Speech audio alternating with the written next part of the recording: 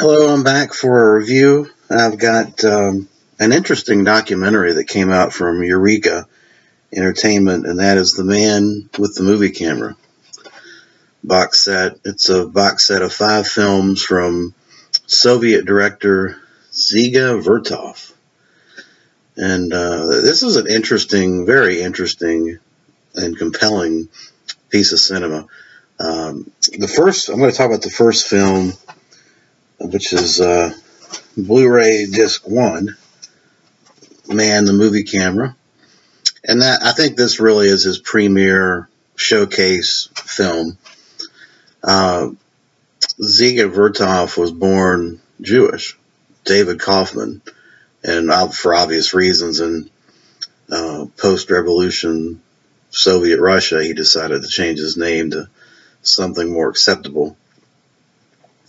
But he had a philosophy. He was clearly a Marxist socialist exponent, and his belief was that the camera could be just as prolific and powerful as the written word. Of course, in this case, we're talking about the newspaper Pravda, to promote socialist politics and economics.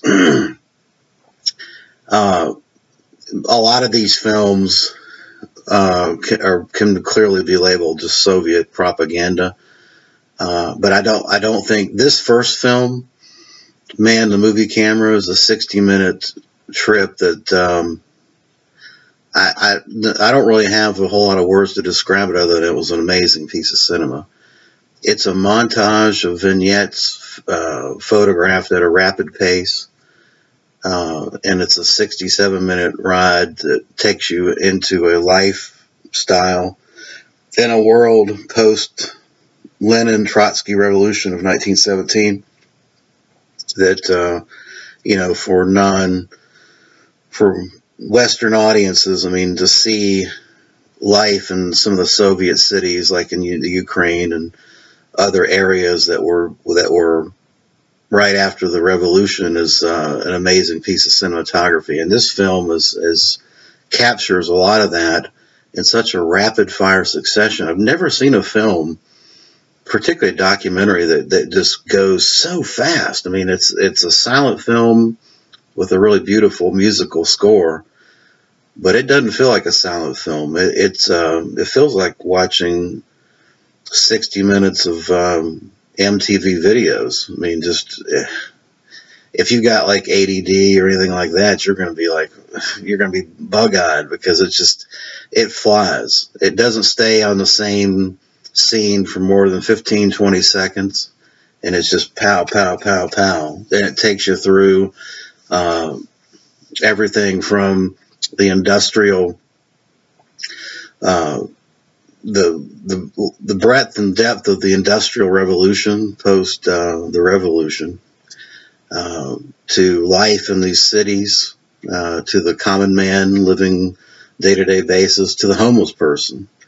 It covers a birth, it covers death, and it's amazing. Every image in this is captured as just a fascinating study to look at. It's an amazing piece of film, and I watched it like 2 times.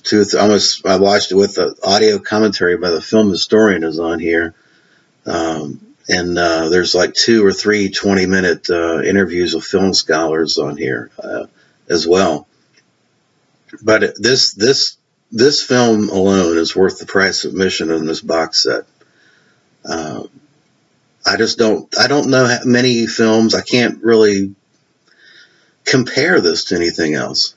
Dziga Vertov's, his whole philosophy on filmmaking was that the camera is a mechanical eye, and it's really an extension of your eyes. Also, his other overarching thought process was that he was really against, and he was really not a proponent of modern day cinema with actors and scripts and things like that. He believed that the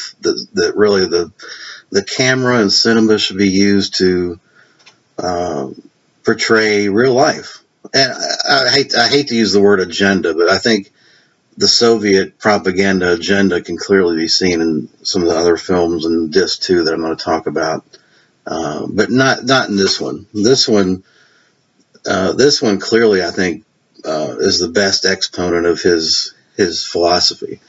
It's a documentary of 60 minutes covering in a series of vignettes, 15, 20 seconds, every aspect of life in Soviet Russia in the 1920s. And it captures very, very well the modernization, the rapid modernization and industrialization of the country through images of metal working factories and steel working factories and water treatment plants and train trolleys and the hustle and bustle of people interacting and going back and forth. And it shifts from one minute you're looking at a homeless person, the next minute you're looking at a worker in the steel industry, steel factory. It does capture a lot of these films that back in the 20s and 30s, it does spend a lot of time looking at the mechanics of industry. You got a lot of wheels and spokes and pistons going and things like that. So but it's fascinating. It's very interesting. It's not a boring film at all to watch. It's just an amazing piece of cinema, quite honestly. And I would highly recommend, if you haven't seen this or you have a way of picking it up, I would highly recommend doing so. Dziga Vertov and his mechanical eye, the extension of your eyeballs, is an amazing piece of film. So yeah, that's the first film of the box set, and then I will take a brief break and talk about the rest of the films. Thanks. All right, I'm back with part 2 of the Man with the Movie Camera. Moved on to disc 2. This disc has 4 films that shot between 1924 and 1933. The first one is the Kino A Life Unexpected, which is shot in 1924, and is really, now we're getting into more of the what I would call Soviet propaganda type films. They're just straight up films that are glorifying the revolution and the goals of the revolution. You've got 40-some minutes. The first 40-some minutes shows all these farm people that are building up these communes or collectivist type places where you've got, I guess back in the 20s after the revolution, all the property became the property of the state, and all the people that all their belongings became property of the state, and they worked these collectives. And so the film was really just trying to be a propaganda piece to show how wonderful working in a collective can be, and how if you work hard and you toil in the fields and with your fellow man, that great things can happen. They've even got a bunch of young Leninist kids that are running around that are pitching in, trying to show how if we all work together, we're going to be so happy on these collectives. These basically looks like just big old farms. Then it's really just a propaganda piece for the socialist land grab. I mean, looking at it from a capitalist Western perspective, it's just straight up propaganda. None of the artsy type things that you saw in Man with the Movie Camera, the film, are here. It's just a bunch of endless parade of shots of people working in the fields and celebrating the fact that they're part of some great socialist experiment. So that's what it is, and it's interesting to watch. I mean, but it's not earth-shattering cinema in my opinion. But yeah, it was interesting to watch. The other films here, you've got Kino Pravda. This is a 23-minute film from 1925, which is now we're getting into more of the industrialization and showing how in the city that steel and hydroelectric plants and those coal mining, those type of things, are the rapid industrialization of Russia post-revolution and the celebration of hard work that really the socialist program was. We want you to work hard for the common good, and so I think these films were kind of used as a device to try to get people rallied to and excited about really busting their ass every day working for the government rather than for themselves. I mean, they'd given up all their property and possessions and toil away to support more of a common good. But that, it is what it is, I guess. But The Enthusiasm, Symphony of the Dongus, 1931. And this is the 5-year plan. Most communist countries have got, when they have these revolutions, they have these 5-year plans of rapid, trying to revitalize the economy and those type of things. And that's what this is. It's an endless parade of shots of industry, hydroelectric, coal, steel,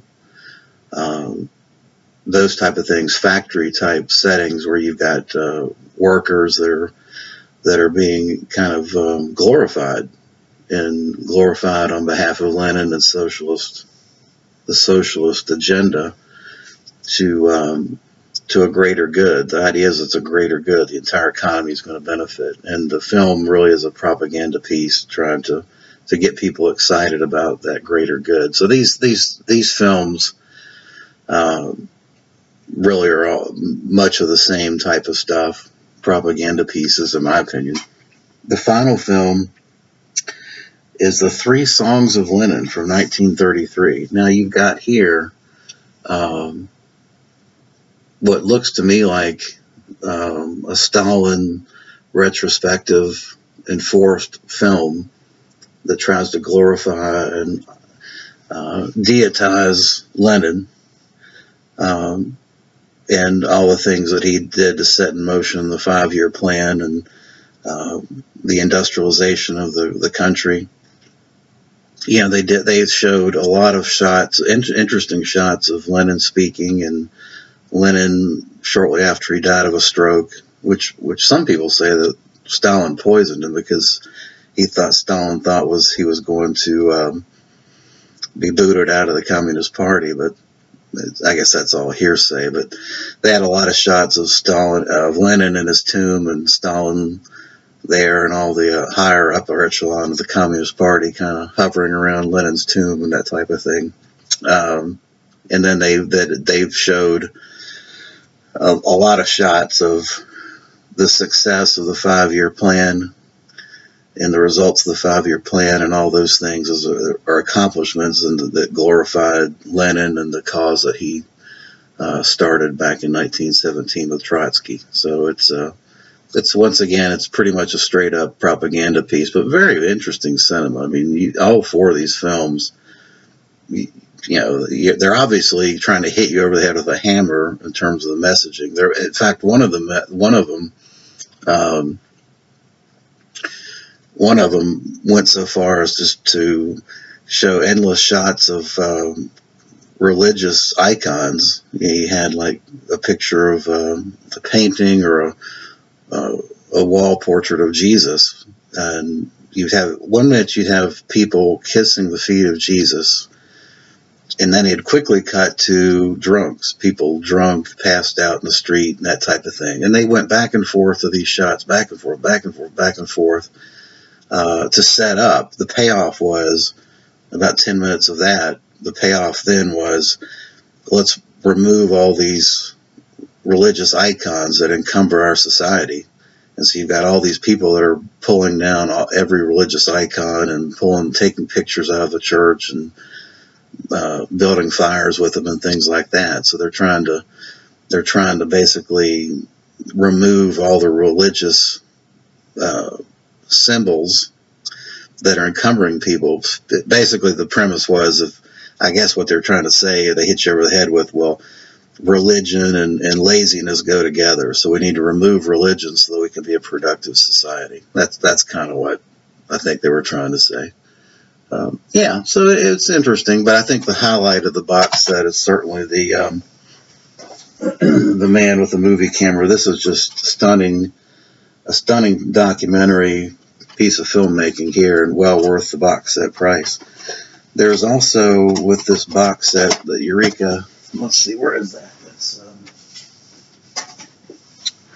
a pretty extensive book that came with it that I did read, and there's an overview of each film and a lot more in-depth discussion about the philosophies of the filmmaker and how he was trying to portray the socialist agenda in a way cinematically that was interesting. So I think he accomplished that certainly in the first film.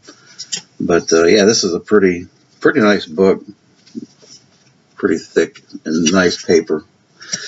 So yeah, that's Man with a Movie Camera and other works of Zita Vertov.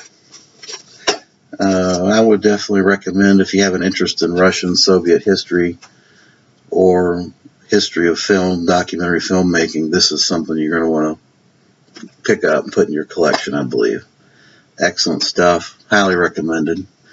So that will wrap up my review, and I appreciate you watching. Thanks.